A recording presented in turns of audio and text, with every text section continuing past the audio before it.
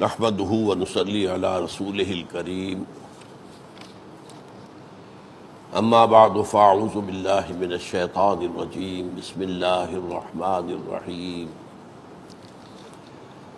اقرأ باسم ربك الذي خلق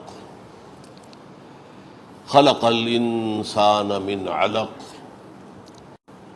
اقرأ وربك الاکرم الذي علم بالقلم علم الانسان ما لم يعلم وقال تبارک وتعالى كما ورد في سورة الزمر قل هل يستوي الذين يعلمون والذين لا يعلمون انما يتذكر اولو الالباب صدق اللہ العظیم۔ رب اشرح لي صدری ویسر لي امری واحلل عقدۃ من لسانی یفقہوا قولی۔ اللہم ربنا الہمنا رشدنا واعذنا من شرور انفسنا۔ اللہم ارنا الحق حقا وارزقنا اتباعہ وارنا الباطل باطلا وارزقنا اجتنابہ۔ اللہم ربنا زدنا علما، اللہم ربنا زدنا علما، اللہم ربنا زدنا علما، آمین یا رب العالمین۔ آج میرے سامنے 3 موضوعات ہیں۔ پہلی بات علم کی حقیقت اور علم کی اہمیت۔ ہمارے دین میں علم کی کیا اہمیت ہے، فی نفسہ ہی علم کی اہمیت، اور نمبر 2 یہ علم اور عبادت ان کے مابین نسبت و تناسب کیا ہے، اہمیت کے اعتبار سے، فضیلت کے اعتبار سے۔ کیونکہ عام ہمارا جو مذہبی تصور ہے اس میں عبادات کو اہم تر سمجھا جاتا ہے، لیکن قرآن و حدیث سے معلوم ہوتا ہے کہ تعلم و تعلیم، خاص طور پر قرآن کی، وہ افضل ترین ہے، وہ عبادت کے مقابلے میں کہیں زیادہ فضیلت والی شے ہے۔ پھر تیسری بات یہ کہ علم کی قسمیں کون کون سی ہیں۔ آج آپ کو معلوم ہے کہ ہم کہتے ہیں دینی علوم، وہ تو ظاہر بات ہے مدارس میں پڑھائے جاتے ہیں، قرآن کا علم ہے، حدیث کا علم ہے، فقہ کا علم ہے، ایک علم کلام، علوم کہلاتے ہیں دینی، اور باقی علوم جو ہیں ان کو ہم کہتے ہیں دنیاوی، اور ذہن میں یہ بیٹھا ہوا ہے کہ ان کا دین سے کوئی تعلق نہیں۔ چنانچہ فزکس ہو، کیمسٹری ہو، جیولوجی ہو، زوالوجی ہو، باٹنی ہو، ہم نہیں سمجھتے کہ یہ دینی علوم ہے۔ تو آج میں اس کی بھی چاہتا ہوں کہ اس تصور کی بھی اصلاح ہو جائے۔ جہاں تک علم کی اہمیت کا تعلق ہے، سورہ علق کی 5 آیات ہی کافی ہے۔ پچھلی مرتبہ میں عرض کر چکا ہوں کہ پہلی وحی ہے، اس پر اجماع ہے، اور اس میں نہ کہیں نماز کا ذکر ہے، نہ ذکر کا ذکر ہے، نہ کہیں زکوٰۃ کا ذکر ہے، نہ کہیں روزے کا ذکر ہے، نہ کہیں حج کا ذکر ہے۔ علم 2 دفعہ صیغہ امر، اقرا، پڑھو پڑھو، اقرا بسم ربک الذی خلق خلق الانسان من علق اقرا وربک الاکرم۔ پھر 2 مرتبہ علم آ رہا ہے، وربک الاکرم الذی علم بالقلم علم الانسان ما لم یعلم۔ اس سے اندازہ ہو جانا چاہیے کہ ہمارے دین میں علم کی کیا اہمیت ہے، کیا قدر و منزلت ہے، کیا اس کا رتبہ ہے، کیا اس کا مقام ہے۔ تو ایک آیت کا ایک چھوٹا سا ٹکڑا میں نے آپ کو سنایا ہے سورہ زمر سے، قل هل يستوي الذين يعلمون والذين لا يعلمون وانما يتذكر اولو الالباب۔ اے نبی ان سے کہیے، پوچھئے کیا برابر ہے وہ جو علم رکھتے ہیں اور وہ جو علم نہیں رکھتے؟ یقیناً تذکر تو وہی حاصل کرتے ہیں یا کر سکتے ہیں جو اولو الالباب ہو، ہوش مند ہو، عقل مند ہو۔ تذکر یتذکر اولو الالباب، قرآن مجید میں کہیں آتا ہے الذین یعقلون، وہ لوگ جو عقل سے کام لیتے ہیں۔ وہ میں آیت بھی بعد میں آپ کو سناؤں گا، جس سے میں نے ایک نام دیا ہے آیت الآیات۔ بہرحال یہ بات تو جہاں تک علم کی اہمیت کا تعلق ہے، میں آپ کو دو حدیثیں بھی سنانا چاہتا ہوں، بلکہ دو تو چھوٹی چھوٹی جو عام طور پر بھی لوگوں کو یاد ہے۔ طلب العلم فریضۃ علی کل مسلم و مسلمۃ، یہ بعد میں ہم طے کریں گے اس سے مراد کون سا علم ہے، ابھی جبکہ اقسام کی بات ہوگی، لیکن مجرد علم آ رہا ہے یہاں پر۔ طلب العلم فریضۃ علی کل مسلم و مسلمۃ۔ اور ایک حدیث، یہ حدیث تو صحیح ہے، دوسری حدیث کی سند کے اوپر میں گفتگو نہیں کر سکتا۔ اطلب العلم ولو کان بالصین، علم حاصل کرو، طلب کرو، چاہے وہ چین میں ہو۔ اب چین میں تو ظاہر بات ہے کہ قرآن اور حدیث کا علم تو نہیں تھا۔ اگر یہ حدیث صحیح ہے، میں شرط کے ساتھ کہہ رہا ہوں، مجھے موقع نہیں ملا کہ میں اس کی تخریج کر سکتا کہ صحیح ہے یا نہیں ہے، مشہور تو ہے، لیکن اب دو حدیثیں میں آپ کو سناتا ہوں۔ یہ حدیث امام احمد نے، امام ترمذی نے، امام ابو داؤد نے، امام ابن ماجہ نے، امام دارمی نے حضرت ابو الدرداء رضی اللہ تعالی عنہ سے روایت کی ہے۔ من سلک طریقا یطلب فیہ علما سلک اللہ بہ طریقا من طرق الجنہ، جس شخص نے کوئی سفر اختیار کیا جس میں کہ وہ علم کا طالب تھا، وہ جاننا چاہتا تھا، علم حاصل کرنا چاہتا تھا، اس کے لیے سفر کیا ہے، تو اللہ تعالیٰ اس کے اس سفر کی برکت سے اس کے لیے جنت کا ایک راستہ آسان کر دے گا۔ وَإِنَّ الْمَلَائِكَةَ تَضَعُ أَجْنِحَتَهَا رِضًا لِطَالِبِ الْعِلْمِ،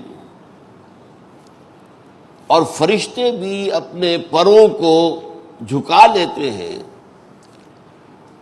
طالب علم کے لیے اپنی رضا اور اپنی خوشی کا اظہار کرنے کے لیے۔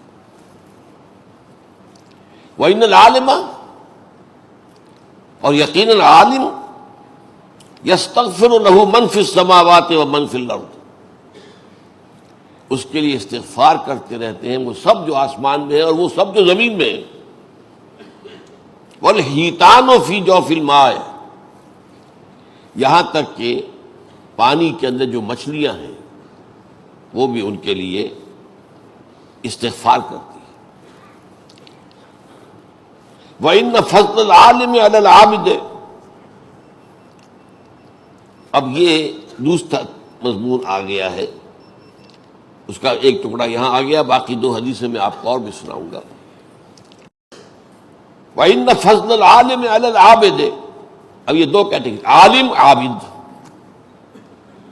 ایک شخص جو عبادت گزار ہے، ظاہر بات ہے کہ ہر ایک کو نماز روزہ فرض جو ہے وہ تو کرنا ہی ہے، لیکن اس کے اضافی نوافل اور نفلی روزے، یہ سارے جو ہیں اس کے ذریعے سے وہ ریاضت کے ذریعے سے وہ اپنی روحانی ترقی حاصل کرتا ہے۔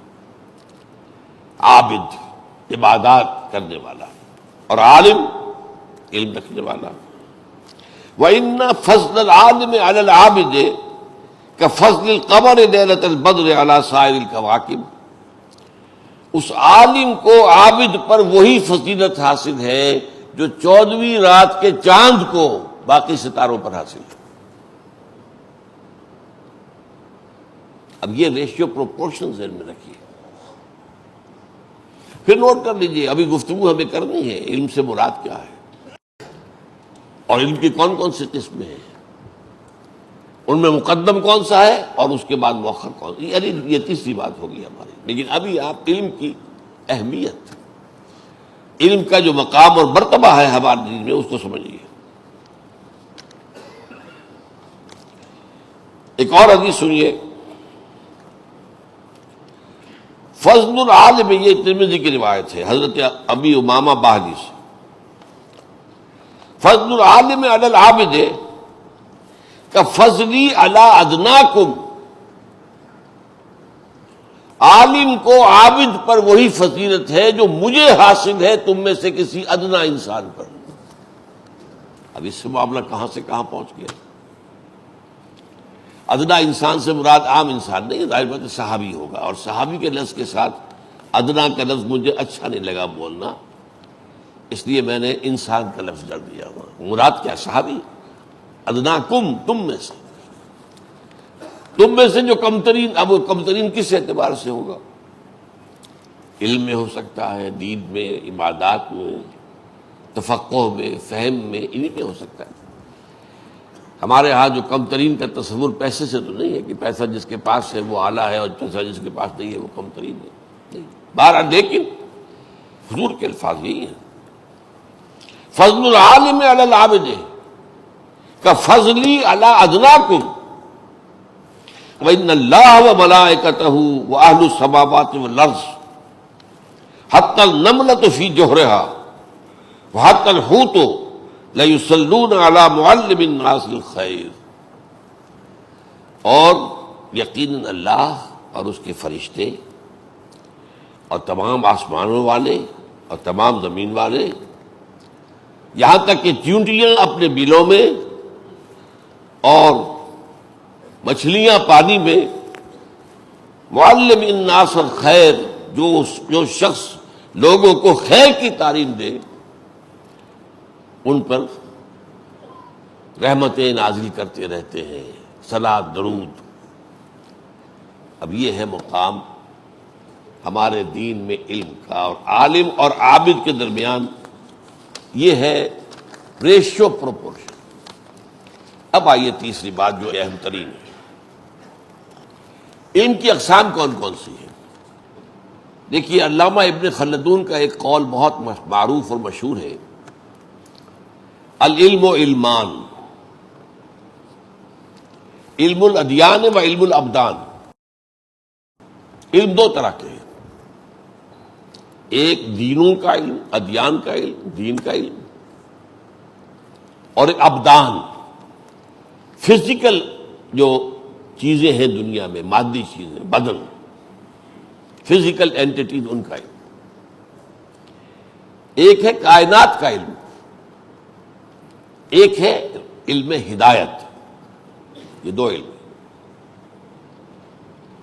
اب اس کو میں ذرا آپ کے لیے عام فہم بنانے کے لیے، ایک علم ہے جو انسان حاصل کرتا ہے خود، قدم بقدم چل کر. یہ جو اس کائنات کا علم ہے، یہ بہت ہی تدریج سے انسان نے حاصل کیا، تھوڑا تھوڑا تھوڑا تھوڑا تھوڑا تھوڑا، قدم قدم چل کر. اور اس کا ذریعہ کیا ہے؟ آنکھوں سے دیکھو، کان سے سنو، دماغ سے اس کو اینالائز کرو، تجزیہ کرو، نتیجہ نکالو، اور اس سے اپنے ذہن میں محفوظ کر لو. پھر اور دیکھو، اور سنو، اور معلومات حاصل کرو، اس سے نتیجہ نکالو، پچھلے نتیجے سے اس کو ٹیلی کرو. کوئی نئی چیز علم میں آئی ہے اسے بھی اپنی میموری کے اندر رکھ لو، درجہ بدرجہ، درجہ بدرجہ، درجہ بدرجہ، درجہ بدرجہ. یہ علم پڑھا ہے کائنات کا. سادہ سی مثال دیتا ہوں. آدمی کو آغاز میں سورسز آف انرجی کا کوئی علم نہیں تھا. انرجی کہاں سے آتی ہے؟ ابھی آگ سے بھی واقف نہیں تھا. وہ تو کسی نے دیکھا کہ پہاڑ کی کوئی چٹان گری نیچے، اور نیچے بھی پتھر تھا تو شعلہ نکلا. یہ کیا ہے؟ پھر اس نے دو پتھروں کو لے کر ٹکرایا، اس سے نکل آیا، آگ ایجاد ہو گئی. کچھ عرصے بعد اب اس نے آگ سے، پہلے وہ کچا گوشت کھاتا تھا یا کچے پھل یا درختوں کی جڑیں. یہ جو مولی ہے یہ بھی جڑ ہے، ایک گاجر بھی جڑ ہے، اور بھی جڑیں ہوتی ہیں، نرم ہوتی ہیں. لیکن اب کھانا پکا کر، اس نے گوشت پکا کر کھانا شروع کیا. اس کے بعد کبھی دیکھا کہ ایک ہنڈیا ہم نے رکھی تھی چولہے پر، آگ چل رہی تھی، اس میں پانی تھا، اس پر ڈھکن ہلنے لگا، کہ یہ کس نے ہلایا اس کو؟ کوئی ہلانے والا تو نظر نہیں آیا۔ معلوم ہوا اسٹیم، یہ جو بھاپ ہے اس میں طاقت ہے۔ اب بھاپ کے انجن بن گئے، اسٹیم انجنز چل رہے ہیں، کتنی بڑی بڑی ٹرینز کو لے کر دوڑتے ہوئے جا رہے ہیں، دندناتے ہوئے، خیبر میل جا رہا ہے۔ یہ ایجاد کیا تھی؟ Steam engine. اس سے پہلے آدمی سمندر میں سفر بھی کرتا تھا تو بادبانی کشتیاں ہوتی تھیں، وہ ہوا کے رحم و کرم پر ہے، ہوا ٹھیک چل رہی ہے تو ٹھیک ہے، ورنہ تو غلط۔ آپ کے مسئلے تو کچھ بھی نہیں۔ اب اس کے بعد دخانی کشتیاں، دخانی جہاز ایجاد میں آ گئے۔ اب آپ اپنے اس اسٹیم انجن کے ذریعے سے خود جدھر چاہتے جا رہے ہیں۔ اس کے بہت عرصے بعد بجلی ایجاد ہو گئی، پھر ایٹمک انرجی ایجاد ہو گئی۔ اللہ، اس کائنات کے ذروں کے اندر کتنی قوت ہے، ایٹم میں کتنی قوت ہے، اللہ۔ یہ سب کیا ہوا ہے؟ پہلے دن سے تو ایٹمک انرجی معلوم نہیں تھی، حضور کے زمانے سے بھی معلوم نہیں تھی، یہ تو بہت بات کی بات ہے۔ یہ علم ہے علم الاشیاء، چیزوں کا علم، علم الابدان۔ اب ہم عام عرف میں کیا کہیں گے؟ سائنسی علم، عام اس وقت جو عرف عام ہے۔ اچھا، اس علم کا منبع کون ہے؟ کس نے سکھایا یہ علم؟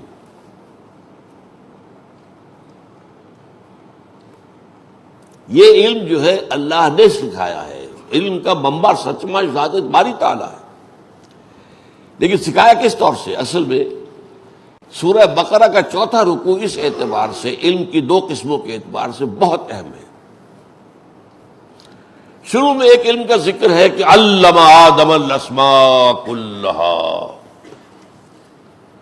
اللہ نے آدم کو سارے نام سکھا دیے۔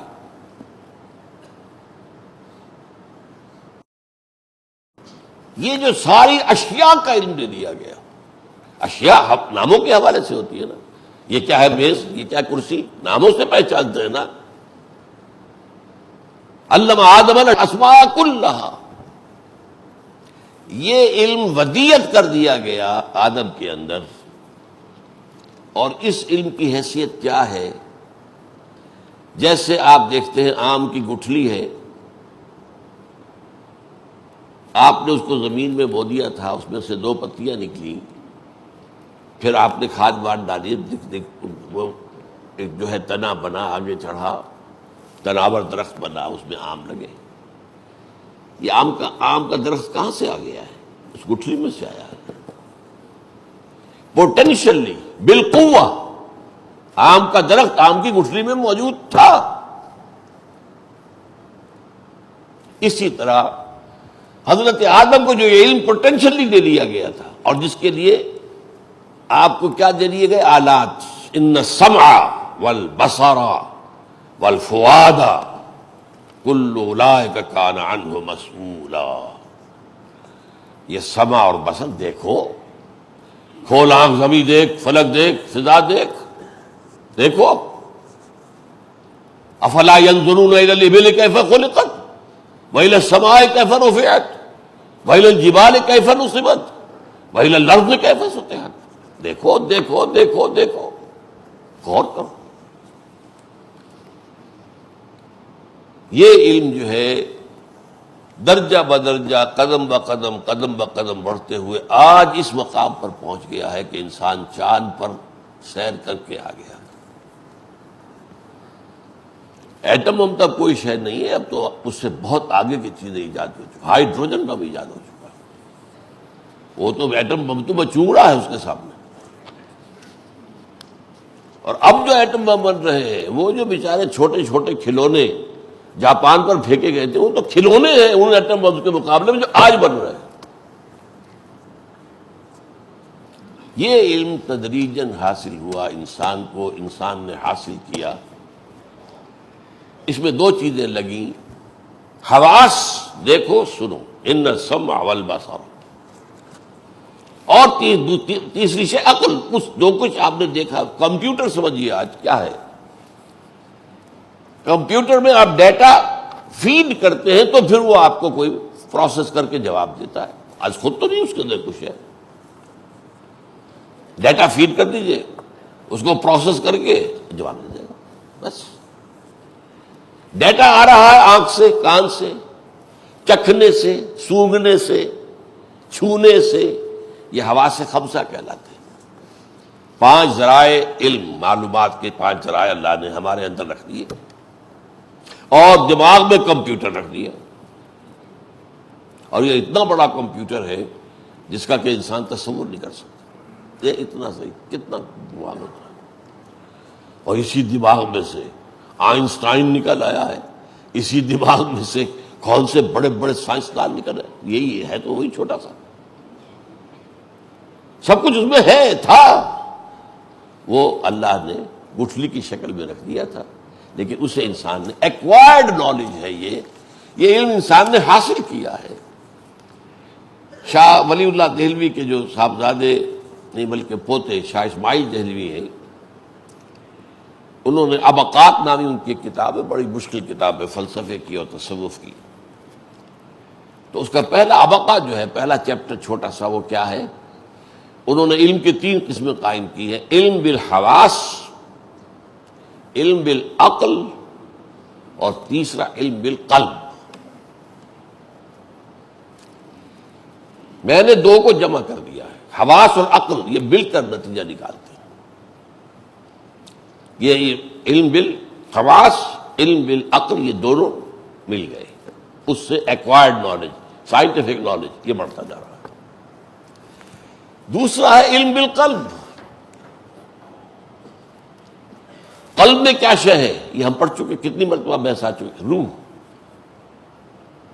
علم بالقلب کہہ لیں، علم بالروح کہہ لیں، علم وحی کہہ لیں، علم نبوت کہہ لیں.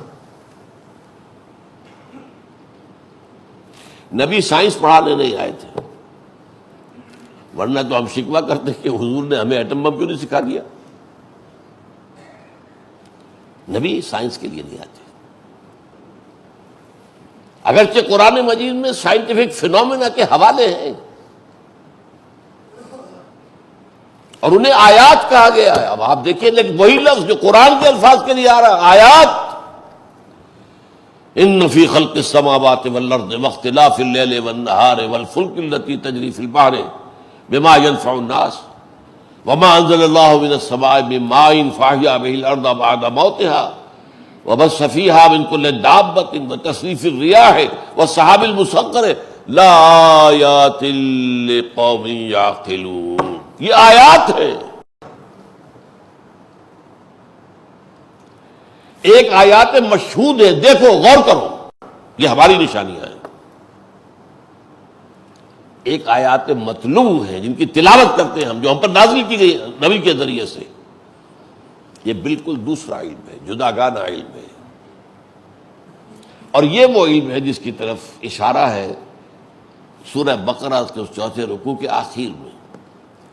فَإِمَّا يَأْتِيَنَّكُم مِّنِّي هُدًى فَمَن تَبِعَ هُدَايَ فَلَا خَوْفٌ عَلَيْهِمْ وَلَا هُمْ يَحْزَنُونَ وَالَّذِينَ كَفَرُوا وَكَذَّبُوا بِآيَاتِنَا أُولَٰئِكَ أَصْحَابُ النَّارِ هُمْ فِيهَا خَالِدُونَ.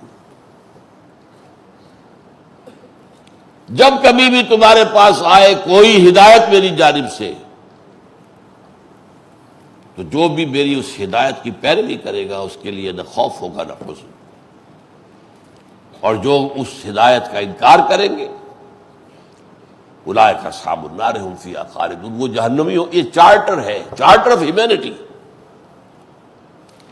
آدم کی تخلیق کے بعد ایک دور کیا ہے، جنت میں رکھا گیا آزمائشی طور پر، انہیں بتانے کے لیے دیکھو تمہارا دشمن بھی ہے، اس باغ میں سے جو چاہو کھاؤ سوائے اس درخت کے. جیسے آپ کو معلوم ہے ہر شے دنیا میں مباح ہے سوائے اس کا جس کی حرمت پر ثبوت ہو، جو حرام اللہ اور اس کے رسول نے کر دی. تو ایک درخت حرام کر دیا گیا اور ابلیس نے اسی کا وسوسہ اندازی کر کے اسی کو کھانے پر آمادہ کر دیا۔ یہ ایک ڈیمونسٹریشن تھی، ایک ٹریننگ تھی۔ جیسے سی ایس پی آفیسرز ہوتے ہیں، ان کے پہلے تو امتحانات ہوتے ہیں، پھر ان کی ٹریننگ ہوتی ہے باقاعدہ۔ یہ آدم کا اسے جو خلافت عرضی دی جانے والی تھی اس کا ٹریننگ کورس تھا۔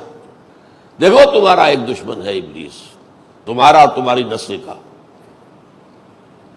اس سے بچ کر رہنا۔ دیکھ لیا نا تم نے، تم سے گناہ سرزد کرا دیا نا، اس کے جھانسے میں آ گئے نا۔ ایک ہی درخت ہم نے حرام کیا تھا، وہی کھا گئے۔ لیکن اب اس کے بعد کہا یہ اصل میں صرف وہ جب حضرت آدم اور حوا دونوں نے توبہ کر لی، اللہ ہم سے خطا ہو گئی، معاف فرما دے۔ جیسے اس کے بعد حضور فرماتے ہیں کل بنی آدم خطاؤون کل خیر الخطائین التوابون۔ آدم اور ابلیس کا بنیادی فرق یہی ہے، ابلیس نے بھی جرم کیا، اللہ کے حکم عدولی کی، سجدہ نہیں کیا آدم کو، لیکن پھر توبہ نہیں کی، اڑ گیا۔ انا خیر منہ، میں اس آدم سے بہتر ہوں، افضل ہوں، مجھے تو نے آگ سے بنایا ہے، اسے مٹی سے بنایا ہے، نچلوں میں سب سے نیچا اسفل سافلین پڑھ چکے کہ نہیں؟ میں کیوں سجدہ کروں گی؟ آدم سے اور حوا سے غلطی ہوئی، پھر معافی مانگے، اللہ ربنا اننا ظلمنا انفسنا وان لم تغفر لنا وترحمنا لنكونن من الخاسرین۔ اور کیا ہے فتلقى آدم من ربه کلمات فتاب علیہ، صاف ہو گیا گناہ کا معاملہ۔ التائب من الذنب کمن لا ذنب له، یہ میں ایک موقع پر توبہ کی عصمت پر درس کر دے چکا ہوں۔ گناہ سے توبہ کرنے والا ایسا ہے جیسے اس نے گناہ کیا ہی نہیں، صاف ہو گیا کلین سلیٹ کے ساتھ۔ اب یہ عیسائیوں والی بات نہیں ہے کہ وہ گناہ کا بوجھ لے کر، انسانوں کا ہر بچہ جو پیدا ہو رہا ہے پیدائشی طور پر گناہ گار ہے، اس لیے کہ آدم اور حوا کی نسل سے ہے، اور وہ گٹھڑی لے کر آیا گناہ کی۔ لا حول ولا قوت الا باللہ۔ قرآن نے کلین سلیٹ کہی ہے، وہ تو صاف ہو گیا تھا، معافی مانگ لی، استغفار کیا، معاف کر دیا۔ فتلقى آدم من ربه کلمات فتاب علیہ انہ هو التواب الرحیم۔ اب اس کے بعد کا اصل میں اب اترو، اس پر یہ پھر کبھی گفتگو ہوگی، اترو سے مراد کیا ہے۔ اب جو تمہیں جس کے لیے ٹریننگ دی گئی ہے، جس کے لیے تخلیق ہوئی ہے، انی جاعل فی الارض خلیفہ، جاؤ زمین کا سوال و انتظام۔ اب یہ چارٹر ہے، فَإِمَّا يَأْتِيَنَّكُم مِّنِّي هُدًى، ایک تو ہم نے تمہیں جو مادی علوم ہیں ان کو حاصل کرنے کے ذرائع دے دیے، آنکھ دے دی، کان دے دیے، حواس خمسہ دے دیے، عقل دے دی، یہ تو اس سے تو تم خود قدم بقدم چلو گے۔ اور یہ قدم بقدم چلنا جو ہے یہ ہوگی سائنس کا ارتقاء ہوگا، اور اس میں آپ جان لیجئے کہ یہ تقریباً 150-200 برس ایسے ہیں۔ اس سے پہلے یہ چیونٹی کی چال چل رہا تھا، علم چیونٹی کی چال، لیکن اس کے بعد اس علم کی جو تیز رفتاری ہوئی ہے، کہاں سے کہاں پہنچ گیا۔ کل 150-200 برس کی بات ہے نا، کون جانتا تھا بجلی کس بلا کا نام ہے؟ کون جانتا تھا اسٹیم سے بھی انجن چلتے ہیں، یہ بھاری بھاری، اور جہاز چلتے ہیں اتنے بڑے بڑے۔ یہ سارا جو ہے کہاں سے کہاں انسان نے سفر طے کیا ہے ان دور۔ اب یہ انسان دوڑ رہا ہے، لیکن دوسرا وہ علم آتا ہے، حاصل نہیں کرتا ہے، زبردستی آپ کے اختیار میں نہیں ہے کہ آپ حاصل کر سکیں۔ اٹ از گیون، یہ ریویلڈ نالج ہے۔ انگریزی میں ایک دوسرے کے مقابلے میں لائیے ایکوائرڈ نالج، جو ہم ایکوائر کرتے ہیں اپنی آنکھوں سے، کانوں سے، عقل سے، ایکوائرڈ نالج ہے۔ اسے سائنس کا علم کہہ لیں، اسے مادی علوم کہہ لیں، اسے علم الابدان کہہ لیں، یہ نام مختلف ہوں گے، لیکن یہ آدمی حاصل کرتا ہے۔ ایک ہے ریویلڈ نالج، وہ ریویل کیا جاتا ہے، اوپر سے اتارا جاتا ہے۔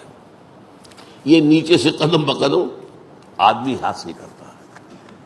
یہ نالج جو ہے علم بالوحی، علم بالروح، علم بالقلب، علم نبوت، یہ ہے علم ہدایت۔ یہ علم ہدایت جو ہے جب آیا کتابوں کے ذریعے، نبیوں کے ذریعے، پھر اس میں آیات ہیں اللہ کی، ٹھیک ہے۔ اب دو طرح کی آیات عزو قرآن ہے، ایک آیات مشہود جن کا مشاہدہ ہوتا ہے، آسمان زمین، میں نے جو ابھی لمبی آیت سنائی تھی آپ کو، 10 نشانیاں اللہ کی ایک آیت میں جمع کی گئی ہیں۔ یہ طویل ترین آیت ہے اس اعتبار سے قرآن کی، ورنہ یہ آیتیں، یہ نشانیاں علیحدہ علیحدہ بیان ہوتی ہیں۔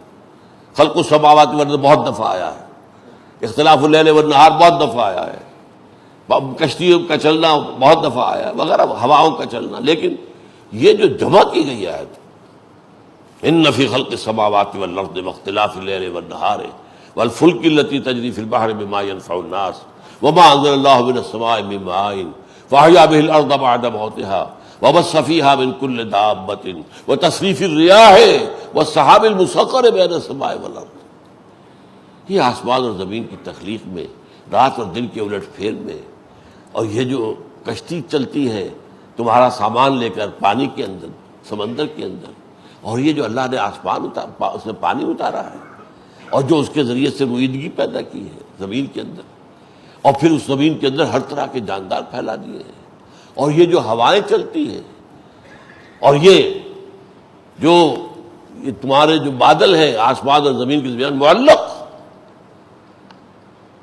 یہ سب لآیات، یہ سب نشانیاں ہیں،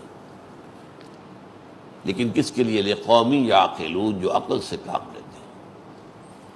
تو یہ سمع بصر عقل، اس کے ذریعے سے علم حاصل ہوا، یہ ایکوائرڈ نالج ہے، وہ ریویل نالج ہے۔ اچھا، البتہ اس میں ذرا جلدی سے چند باتیں سمجھ لیجیے۔ یہ ریویل نالج دو طرح کا ہے، ایک تو ہے جو انبیاء پر آیا ہے، اور اس میں بھی ایک وحی خفی ہے، ایک وحی جلی ہے، لیکن نبوت کوئی شخص خود حاصل نہیں کر سکتا تھا، یہ بالاجماع ہے۔ نبوت اکتسابی شے نہیں ہے، یہ وہبی شے، اللہ دیتا ہے جس کو چاہتا ہے، یا آپ ریاضتیں کر کر کے، کچھ اور کر کر کے، کچھ علم بڑھا کر، کچھ اور تپسیا کر کے، اور یہ سب کچھ کر کے آپ نبوت حاصل نہیں کر سکتے، وہ تو وہبی شے ہے، اللہ دے گا تو دے گا، وہ گیون میں کہہ رہا ہوں، revealed, given, it's not acquired. مادی علوم ایکوائرڈ ہے، وہ ریویلڈ ہے۔ اس میں وحی جلی، وحی خفی۔ وحی جلی وہ ہے کہ جس کو وحی مطلوب کہتے ہیں، تلاوت کی جاتی ہے، قرآن آیات، اور وحی خفی وہ ہوتی ہے جو رسول کے دل میں کوئی بات ڈال دی گئی، لفظاً وحی نہیں آئی ہے، پھر رسول اس کو اپنی زبان سے ادا کرتا ہے، اسے ہم حدیث کہتے ہیں، وہ بھی وحی ہے، لیکن اس کی تلاوت کا لفظ استعمال نہیں کرتے۔ اور دوسری بات کیا ہے؟ وحی جلی محفوظ ہوتی ہے، کوئی شیطان اس میں در اندازی نہیں کر سکتا، نہیں نبی کا اپنا کوئی نفس اس کے اندر کوئی دخل دے سکتا ہے، نہ نبی کا اپنا کوئی تخیل اس میں دخل دے سکتا ہے، بالکل محفوظ۔ لیکن وحی خفی محفوظ نہیں ہوتی، البتہ نبی کی وحی خفی محفوظ ہوتی ہے، لیکن یہ وحی خفی عام انسانوں کو بھی آتی ہے، جسے ہم کہتے ہیں سچے خواب۔ ایک شے دیکھی ہے خواب میں، 2 دن 3 دن کے بعد یا اگلی صبح کو وہ واقعہ ضرور پذیر ہو گیا۔ How did you come to know? یہ تمہارا ایکوائرڈ نالج تو نہیں تھا، ایکوائرڈ میں تو نکل گیا۔ اس کو کہا ہے حدیث کے اندر کہ یہ نبوت کا 46واں یا 60واں جز ہے، سچا خواب۔ وہ میں نے آپ کو بتایا حضرت عائشہ کی روایت کیا تھی رضی اللہ تعالی عنہ، کہ اول ما بدأ بہ النبی صلی اللہ علیہ وسلم الرؤیا الصادقہ، حضور پر وحی کا جب سلسلہ شروع ہوا تو پہلی قدم کیا تھا؟ سچے خواب۔ جو آپ خواب میں دیکھتے تھے کفالق صبح، صبح جس طرح طلوع ہوتی ہے ایسے وہ واقعہ ضرور پذیر ہو جاتا تھا۔ تو وحی خفی عام انسان کو بھی ہوتی ہے، غیر نبی کو بھی ہوتی ہے. یہاں تک کہ حضور قرآن میں آتا ہے شہد کی مکھی کو ہم نے وحی کی. حیوان ہے. غیر نبی حضرت موسیٰ کی والدہ کو وحی کی کہ وہ ڈال دو اپنے بچے کو، پرواہ نہ کرو، ایک صندوق سے میں ڈالو اور سمندر میں ڈال دو. آخر کتنا یقین ہوگا انہیں اس بات پر، تبھی تو اس بچے کو ڈال دیا پانی میں. یہ کوئی ان کی سوچی اسکیم تو نہیں تھی نا. تو وہی یہ خفی عام انسانوں کو بھی ہوتی. آج کل اس کا نام دیا جا رہا ہے، آج سے کچھ عرصے پہلے سائنس اس کی نفی کرتی تھی بالکل. نالج وہی ہے صرف جو میٹیریل نالج ہے، جو مادی علم ہے، جو ویریفائبل ہے، جس کو ناپا جا سکتا ہے، تولا جا سکتا ہے، دیکھا جا سکتا ہے، سنا جا سکتا ہے. اور کوئی نالج ماننے کو تیار نہیں تھے. آج نہیں بات وہ. آج تو آپ کہتے ہیں انٹیوشن، وجدانی طور پر ایک بات مجھے آئی ہے میرے ذہن میں. بھئی کہاں سے آئی ہے؟ میں نے سوچ کر صغرا کبرا جوڑ کر نتیجہ نہیں نکالا. وجدان، انٹیوشن کیا ہے؟ اور ایک بات اس سے بھی آگے، ایکسٹرا سینسری پرسپشن، بغیر ان حواس کے علم حاصل ہو جانا آج مانا جا رہا ہے. لیکن یہ کہ بدبختی یہ ہے کہ اس کو وہی آسمان کی، اللہ کی، اس کی طرح منسوب نہیں کر رہے. آنکھوں پر پردے پڑے ہوئے.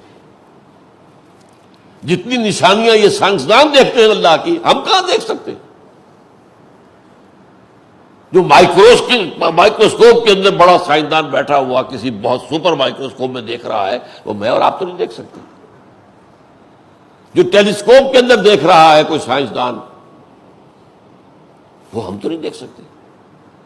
لیکن ان بدبختوں پر سب کچھ دیکھ کر، ساری نشانیاں دیکھ کر، اللہ کا علم حاصل نہیں ہوا. کائنات کا علم ہے، حاصل ہو گیا. علم مادی علم ہے، حاصل ہو گیا ہے. بہت ہو گیا ہے، بہت ہو گیا. وہ آج تصور نہیں کر سکتے. عام آدمی کیا کرے گا؟ بڑے بڑے سائنسدان تصور نہیں کر سکتے کہ علم کی کیا حد. اس لیے کہ علم کی شاخیں اتنی ہو گئی ہیں. پی ایچ ڈی فزکس میں کر رکھا ہے، کیمسٹری کی شاید بنیادی باتیں بھی معلوم نہ ہو. بنیادی تو خیر معلوم ہوگی، لیکن آگے کی بات تو معلوم نہیں. آج کہاں تک پہنچی کیمسٹری؟ جینیٹکس کہاں تک پہنچ گئے؟ فزکس والے کو کیا پتہ چلے گا؟ تو یہ صورت جان لیجئے کہ علم میں وہی ایک ہے خفی، ایک ہے جلی.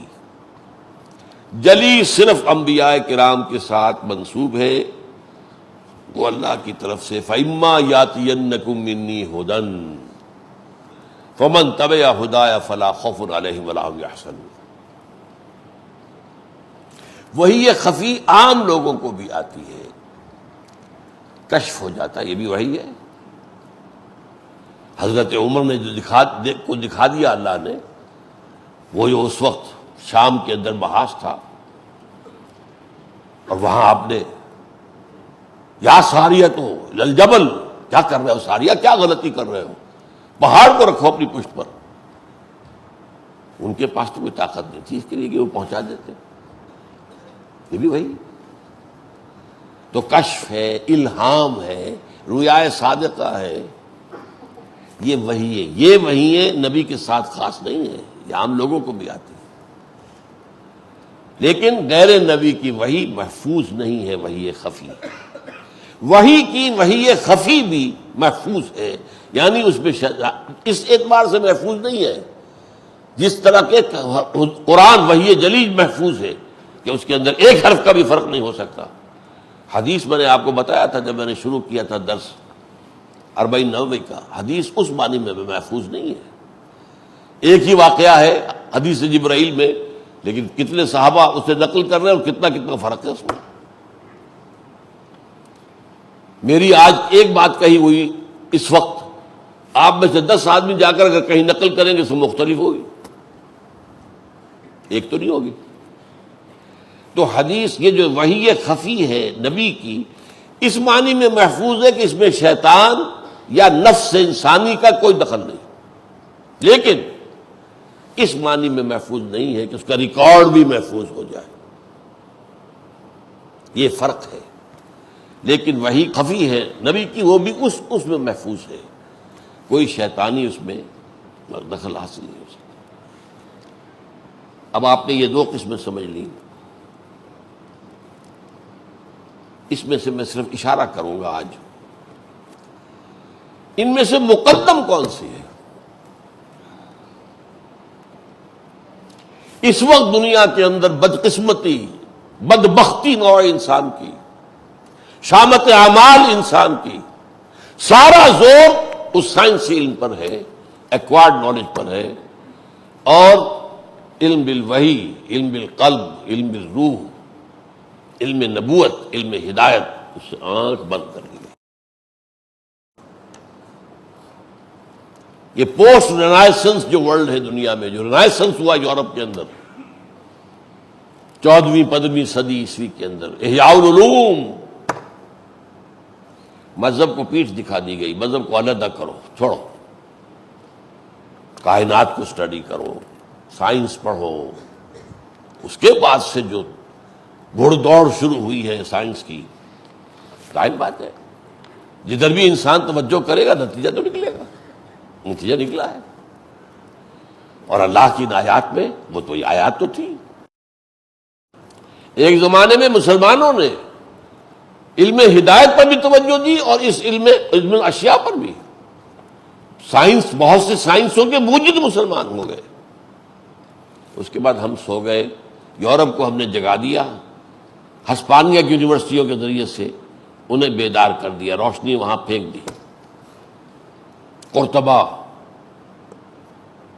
اور غرناطہ اور طلیطلہ، یہ یونیورسٹیاں، کارڈووا، گریناڈا، ٹولیڈو، یہاں سے آرام سے ہو گئے، عیش، محل تعبیر ہو گئے، عیاشیاں ہو رہی۔ اس کے بعد جو علم وہاں شروع ہوا ہے، اس علم نے صرف سائنٹیفک نالج کو اپنا مرکز بنایا، اور پھر وہ جہاں تک پہنچ گیا ہے، میں بتا چکا ہوں، علامہ اقبال نے اس کو خوبصورتی سے ادا کیا ہے، عروج آدم خاکی سے انجم سہمے جاتے ہیں کہ یہ ٹوٹا ہوا تارا مہ کامل نہ بن جائے۔ یہ آدم خاکی کا عروج ہے، چاند کو اپنے قدموں تلے روند کے آ گیا ہے، اور کمند ڈال رہا ہے، مریخ پر ڈال رہا ہے، مریخ کا بھی چکر لگا کر تو آ گیا ہے، اترا نہیں ہے۔ وہ تو کہاں کہاں تک جا رہے ہیں اسپوٹنک ایکسپیرینس کا آپ کو اندازہ ہی نہیں ہے۔ نئی جو ہے گیلیکسیز ایجاد ہو رہی ہیں، نئی منکشف ہو رہی ہیں۔ آپ نے پہلے ایک ٹیلیسکوپ ایجاد کی، اب اس سے زیادہ دھول مار کرنے والی ایجاد ہو گئی، اب آپ کو جو اور گیلیکسیز نظر آ رہی ہیں، trillions and trillions of light years ہم سے فاصلہ ہے ان کا۔ اور پھر انہوں نے جو ایجاد کیے ہتھیار، علم ہدایت سے جب آنکھیں بند کر لیں، اب نتیجہ سمجھیے وہ کیا ہوا۔ سائنس سے جو ترقی حاصل ہوتی، وہ اگر علم ہدایت کے تابع رہتی، وہ رحمت خداوندی کا منظر ہوتی۔ علم ہدایت کو آپ نے ایک طرف ڈال دیا تو سائنس کی ترقی انسان کی ہلاکت کا ذریعہ بن گئی۔ اور اسی علمی ترقی اور سائنسی ترقی کا نام دجالیت ہے۔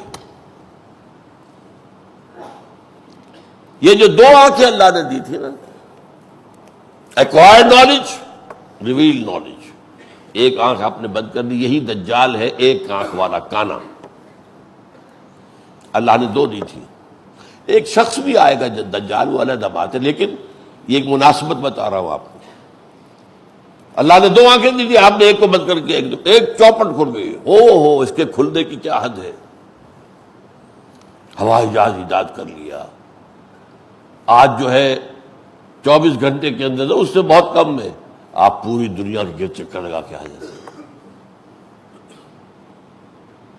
کیا کچھ ایجاد ہو چکا ہے۔ اوباما تقریر کرتا ہے واشنگٹن میں، ہم یہاں بیٹھ کر دیکھتے ہیں، سنتے ہیں، کیا کچھ ایجاد۔ لیکن اسی کا نام دجالیت ہے۔ جب علم بالوحی، اما یاتینکم منی ہدن، اگر اس کے تابع رہے گی، جو طاقت استعمال ہو وہ اس ہدایت کے تھرو استعمال ہو، تو یہ علم بہت بڑی رحمت ہے۔ یہ غیر دینی علم نہیں ہے، یہ بھی دین کا علم ہے۔ کائنات کس نے بنائی؟ قوانین کس نے بنائے؟ قوتیں کس نے بنائی؟ اللہ نے۔ You are studying the universe, the laws of the universe, the physical laws, the chemical laws. آپ جو ہے نئی سے نئی ایجادیں، آپ نے آگ پیدا تو نہیں کی ہے، آگ جو ہے اس کا اکتشاف ہو گیا۔ بھاپ پیدا تو نہیں، بھاپ کا آپ کو علم حاصل ہو گیا۔ بجلی تو تھی، بجلی کا علم حاصل ہو گیا۔ وہ ساری چیزیں اس وقت ہیں، اور انہی کی بنیاد پر خلافت کا معاملہ ہے، نوٹ کر لیجئے۔ حکومت انہی کی رہے گی یہاں جن کا ان علوم کے اندر غلبہ ہوگا۔ اس لیے کہ خلافت کا تو فرشتوں کے استفہام پر جواب یہ دیا گیا تھا کہ اللہ تو ایسا بشر بنائے گا اس زمین میں، اس میں فساد پھیلائے گا، خوریزی کرے گا۔ اس کا جواب کیا دیا؟ علم آدم الاسماء کلہا ثم عرضهم علی الملائکہ فقال انبئونی باسماء ہؤلاء ان کنتم صادقین۔ میں نے اسے علم بھی دے رہا ہوں میں ساتھ۔ یہاں اگر ہٹلر پیدا ہوں گے، چنگیز پیدا ہوں گے، تو عیسیٰ اور موسیٰ اور محمد بھی پیدا ہوں گے صلی اللہ علیہ وسلم۔ تو وہ تین کی بات جو میں نے آپ کو بتائی، قسمیں کیوں کھائی ہے؟ ہاں، انسان پستی میں گرتا ہے، گرتا ہے، گرتا ہے، کوئی انتہا نہیں ہے، لیکن اس کا یہ ثبوت، اس کا نتیجہ یہ نہیں کہ انسان کو ہم نے پیدا ہی گھٹیا کیا۔ لقد خلقنا الانسان فی احسن تقویم ثم رددناہ اسفل سافلین۔ لیکن احسن تقویم کی دلیل چاہیے تو دیکھو ہمارے بندے نوح کو، موسیٰ کو، عیسیٰ کو، محمد کو، والتین والزیتون وطور سینین وہذا البلد الامین۔ تو یہ بات جان لیجئے، اقدم اہم تر یہ علم جو ہے وہ علم بالوحی ہے، لیکن دوسرا علم بھی، اسے آپ علم سے علیحدہ نہیں کر سکتے۔ یہ کائنات کا علم ہے، کائنات اللہ کی بنائی ہوئی ہے۔ ایک مصنف نے اس کے لیے بہت اچھا لفظ استعمال کیا ہے، Quran is the word of God and this universe is the work of God. ٹھیک، ورڈ اینڈ ورک۔ اچھا، اگر ایک عام انسان میں بھی اس کے قول میں اور فعل میں تضاد ہو تو آپ کیا کہیں گے اسے؟ منافق آدمی، کہتا کچھ اور ہے، کرتا کچھ اور ہے۔ اللہ کے قول اور فعل میں کوئی تضاد ہو سکتا ہے؟ تو سائنس اور قرآن میں کوئی تضاد ہو سکتا ہے؟ ناممکن۔ ہاں، قرآن مجید میں جو سائنٹیفک فنومینا بیان ہوئے ہیں ان کے فہم کے لیے ابھی جو مادی علوم درکار تھے ابھی انسان کے پاس نہیں تھے، اس لیے وہ اپنے طور پر اس دور کی سطح کے مطابق ترجمہ کرتا چلا گیا۔ میں نے الگ کے لفظ پر واضح کیا تھا آپ کو۔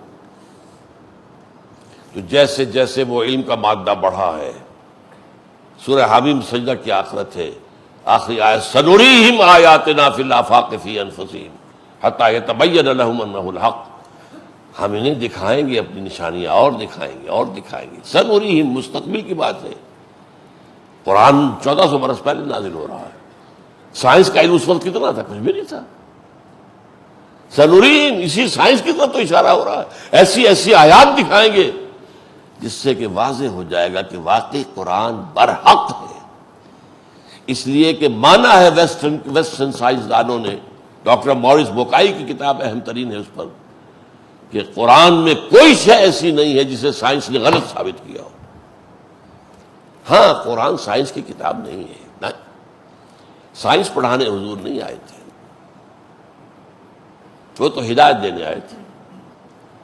جو علم بھی ہے اس کو استعمال صحیح کرو گے تو اس طور سے کرو گے۔ وہ ہدایت جب اس سے آنکھ بند کر لی گئی تو وہ علم آج دجالیت کی شکل میں دنیا میں آ گیا ہے۔